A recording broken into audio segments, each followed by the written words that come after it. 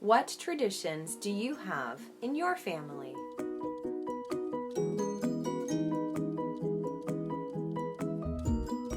Welcome back.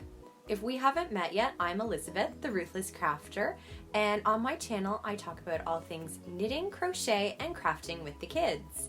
Today you're watching part of my 2020 vlog series where I'm sharing behind the scenes of being a handmade entrepreneur, as well as asking questions so we can get to know each other better. When I first thought of my answer to this question, it's interesting that I immediately went to my parents and my family there growing up, because I was not in charge of making them, or I don't know, I was just a part of it, so it was easier for me to identify those traditions. But when I looked at my husband and my kids, it was harder for me to identify some traditions because my husband and I would have set these up.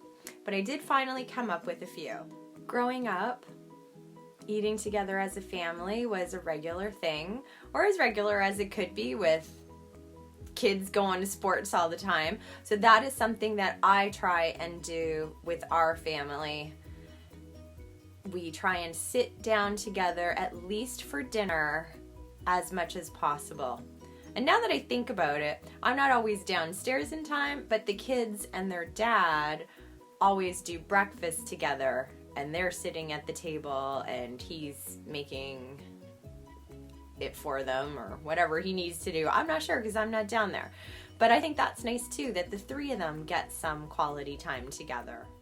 When I was a kid, technology was only just starting when I was a young teenager. Not that it hadn't been around, but for the extent of owning a computer in our home, that wasn't until the mid-80s. So I can't even remember how old we were, but I think, because I'm the oldest, so I don't know, maybe I was between, I don't know, around 12, that we got our first home computer, and we had to figure out how to use it. So not my thing. I would much prefer to read a book. Now my son is a reader, but my daughter, not so much. So I try and have device-free time for all of our benefit and play board games or cards, and sometimes the kids are a little resistant. However, once I get them started to play, they don't want to stop. So that tells me that it's definitely a good thing, and I want to continue that tradition as often as I can. And that's what I do.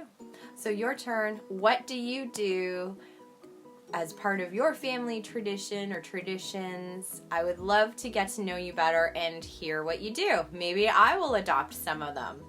Until next time, my friend, may the yarn be with you.